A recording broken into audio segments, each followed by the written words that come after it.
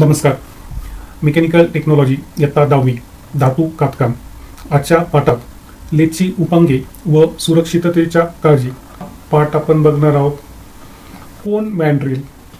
या मॅन्ड्रिलच्या बॉडीवर एका बाजूस सॉलिड कोन टेपर तर दुसऱ्या बाजूला स्लाइडिंग कोन असतो. स्लाइडिंग कोन असलेल्या बाजूस मॅन्ड्रिल बॉडीवर थ्रेड पाडलेले असतात. इथे थ्रेड आहे व त्या आट्यावर फिरणारा एक नट असतो. दोन कोनामध्ये विविध डायमीटरचे होल असलेले जॉब सहजपणे पकडले जातात. कोन मॅन्ड्रिल आकृतीमध्ये दाखविला आहे. तर हा कोन मॅन्ड्रिल, इथे सॉलिड टेपर आहे, दुसरीकडे हा स्लाइडिंग कोन आहे आणि इथे थ्रेड आहे. हा 3 नंबरचा नट आहे. गँग मॅन्ड्रिल.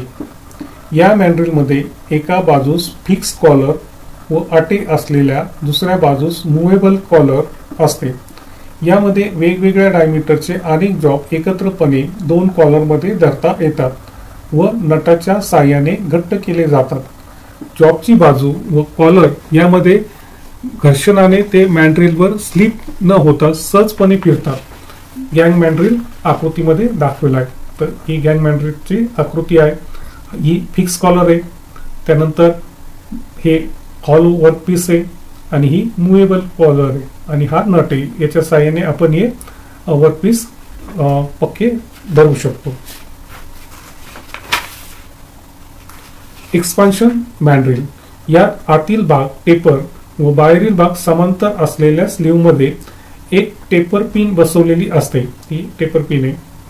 मॅन्ड्रिलच्या विशिष्ट रचनेमुळे ठराविक मर्यादेपर्यंत विविध व्यासाचे जॉब या मॅन्ड्रिलवर पकडता येतात. एक्सपान्शन मॅन्ड्रिलची ही आकृती आहे. ही एक स्लीव्ह आणि ही टेपर पिन. स्टडी रेस्ट किंवा सेंटर. ही रेस्ट लेथ बेडची पाहिजे त्या ठिकाणी घट्ट बांधली जाते. आपण लेथचा बेड कसा असतो ते बघितलंय, त्यावर ही स्टडी रेस्ट बांधली जाते. या रेस्टला 3 जॉब असतात. इथे दाखवले बघा, 1, 2 आणि 3. जॉबच्या टोकावर चांगला आधार मिळून जॉबच्या टोकावर ऑपरेशन करायचे असेल तेव्हा या रेस्टचा उपयोग होतो. स्टेडी किंवा सेंटर रेस्टची ही आकृती आहे. आता एखादा जॉब आपल्याला पकडायचा असेल तर या स्टेडी रेस्टचा उपयोग करतात. लेथच्या बेडवर हा फिट करून या 3 जॉबमध्ये जॉब पकडला जातो आणि वेगवेगळी ऑपरेशन केली जातात. Follower rest. ही रेस्ट जेव्हा जॉबची लांबी अधिक असून त्याचा व्यास कमी असतो अशा जॉबला आधार देण्यासाठी या रेस्टचा उपयोग करतात.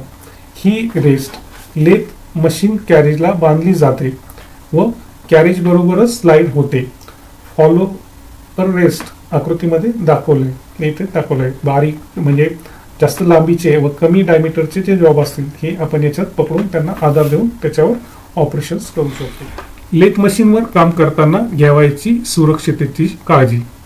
आपण लेथ मशीन शॉपमध्ये काम करणार आहोत.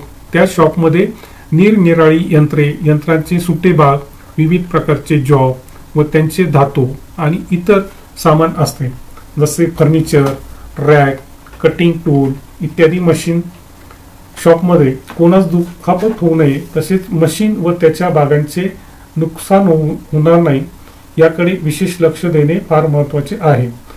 थोडेसे दुर्लक्षही मोठ्या अपघातास कारणीभूत होऊ शकते. त्यामुळे वर्कशॉपमधील ज्या गोष्टींचे ज्ञान आहे तीच गोष्टी हाताळावी अथवा माहितीगार वरिष्ठांच्या मार्गदर्शनाखाली काम करावे. त्यामुळे सुरक्षिततेला किंवा सेफ्टीला फार महत्त्व आहे. आता काय काय काळजी घ्यायची, तर मशीन गिअर किंवा पुली यावर गार्ड असल्याशिवाय मशीन वापरू नये. मशीनचे जे गार्ड कव्हर्स आहे ते व्यवस्थित झाकलेले पाहिजे. मशीन कोणत्या स्विचने बंद होते याची माहिती अगोदर करून घेणे. जी मशीन आपल्याला वापरायची आहे तिचे फंक्शन, चालू कशी करायची, बंद कशी करायची ही माहिती आधीच करून घ्यायची. शॉपमधील जमिनीवर तेल किंवा ग्रीस पडलेले नसावे. शॉपमध्ये जिथे आपण चालतो तिथे जर तेल किंवा ग्रीस असेल तर पाय सरकवून आपण पडू शकतो, अपघात होऊ शकतो. त्यासाठी शॉपची जमीन व्यवस्थित स्वच्छ केलेली असावी. जॉब करण्यासाठी लागणारी सर्व साधने व्यवस्थित योग्य त्या ठिकाणी ठेवावी. मशीन शॉपमध्ये किंवा कुठल्याही शॉपमध्ये ज्यावेळेस काम करत असतो त्यावेळेस जी हत्यारे किंवा साधने आपण वापरतो ती त्याच्या जागी व्यवस्थित ठेवली गेलेली पाहिजे. मशीनचे फिरणारे भाग, चक, फेसप्लेट इत्यादी बरोबर घट्ट केल्याची खात्री करावी.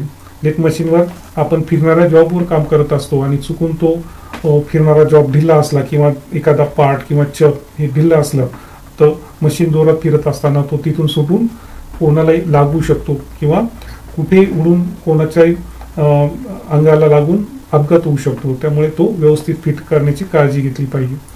जॉबच्या प्रमाणात कटिंग स्पीड राहील एवढीच गती स्पिंडलला किंवा टूलला द्यावी. खूपच फास्ट मशीनचा कटिंग स्पीड करून केला तर त्यावर कंट्रोल राहणार नाही.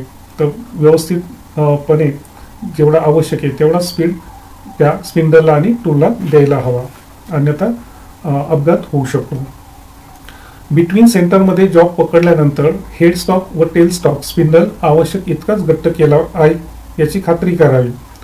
बिटवीन दोन सेंटरमध्ये आपण ज्यावेळी जॉब पकडतो तर हेड स्टॉक आणि स्पिंडलचा आवश्यक तेवढाच घट्ट करायचा आहे. जास्त जर घट्ट केला तर जॉब बेंड होऊन तो जॉब जोरात उंच उडू शकतो आणि अपघात होऊ शकतो.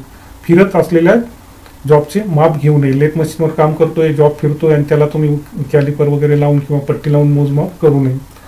काम करते वेळी चष्मा वापरावा. सुरक्षेचे जे गॉगल आहेत ते वापरावे. चक्कीचे काम झाल्याबरोबर चक पिनियन मधून काढून ठेवावी. बऱ्याच वेळा चक फिट केला, जॉब फिट केला की ती चक्की काढण्याची राहून जाते. तशीच जर मोटर चालू केली, मशीन चालू केली तर ती चक्की हवेत उडून ती तुम्हाला लागू शकते. त्यासाठी ती पिनियन मधून काढून ठेवावी. टर्निंगमुळे निघालेल्या चिप्स हाताने न काढता हुकचा वापर करावा. टर्निंग लोखंडाच्या वगैरे चिप्स असतात आणि त्या धारदार असतात, बोटात त्या खुपसू शकतात, जखम होऊ शकते. त्यासाठी त्या हाताने न काढता हुकचा वापर करावा. मशीन सेंटर उंचीवरच टूल बांधा. त्यानंतर डोक्यावरील मोठे केस, बोटात अंगठी, हातात कडे व गळ्यात साखळी अथवा दोर अपघातास कारणीभूत होऊ शकतात. तुम्ही लेथ मशीनवर काम करताय, बोटात हातात काही कडे किंवा साखळी आहे आणि तुम्ही वाकून मटेरियल कट करताय, त्यामध्ये ते अडकू शकतात. त्यासाठी ही व्यवस्थित काळजी घ्यायची. त्यानंतर सैल कपडे परिधान करू नये. कुठले सैल कपडे वगैरे घालायचे नाही. बाया व्यवस्थित वळून घेतलेल्या पाहिजे. शर्ट सुद्धा जास्त लोंबता वगैरे नकोय, तो त्या मशीनमध्ये अडकू शकतो आणि अपघात होऊ शकतो. टर्निंग केलेल्या भागाला व टूलला लगेच स्पर्श करू नये.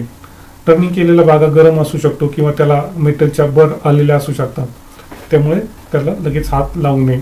मशीन सुरू करण्यापूर्वी सर्व लिव्हर्स, चक वगैरे तपासून धोका नसल्याची खात्री झाल्यानंतरच मशीनचा विद्युत पुरवठा सुरू करावा. कुठल्याही मशीनवर काम करताना त्या मशीनचे सगळे फंक्शन्स समजून घेतलेले पाहिजे.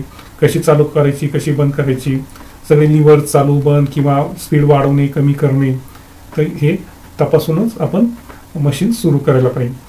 जॉब कोणत्या पद्धतीने पूर्ण करावा याची माहिती अगोदर आत्मसात करावी. कुठलाही जॉब करताना त्या जॉबला आपल्याला कुठले कुठले फंक्शन्स करायचे, कुठले ऑपरेशन करायचे आणि ते ऑपरेशन करण्याचा क्रम आणि त्या क्रमानेच जॉब आपण करायचा आहे ते माहिती घेऊन मगच आपण जॉब करायला हवा आहे. या पाठावर आधारित पुढील प्रकारे प्रश्न परीक्षेला येऊ शकतात. लेथ मशीनवर जॉब पकडण्यासाठी किंवा आधार देण्यासाठी उपांगे वापरतात. सेंटर घर्षणाने घासले जाऊ नये म्हणून हाय कार्बन स्टीलपासून बनवले जातात. फेसप्लेट हेडस्टॉक स्पिंडलवर बसवली जाते. फिरत असलेल्या जॉबचे माप घेऊ नये हे आपण बघितलंच आहे. व ड्रिल चकचा जॉब सेल्फ सेंटरिंग असून एकाच वेळी सर्व जॉबची हालचाल होते. इथे 3 जॉब पण आहे, पण इथे पर्याय दिलेला नाहीये, परंतु तेच कार्य ड्रिल चकमध्ये पण होत असतं. त्याच पद्धतीने जोड्या लावा. 3 जॉब चक, इसेंट्रिक जॉब पकडणे, रेस्ट जास्त लांबीच्या जॉबला आधार देण्यासाठी, मॅन्ड्रिल पोकळ जॉब पकडणे, अँगल प्लेट जॉब घट्ट पकडणे, ऑर्डिनरी सेंटर प्लेट सेंटर. तसेच चुकी बरोबर आहे. कॉम्बिनेशन चकमध्ये कोणत्याही प्रकारचा जॉब त्वरित पकडला जात नाही, तर हे चुकीचं विधान आहे. कॉम्बिनेशन चकमध्ये जॉब त्वरित पकडला जातो. इन्सर्ट सेंटरमध्ये पीस व बॉडी असे 2 भाग असतात, बरोबर आहे, आपण बघितलंय.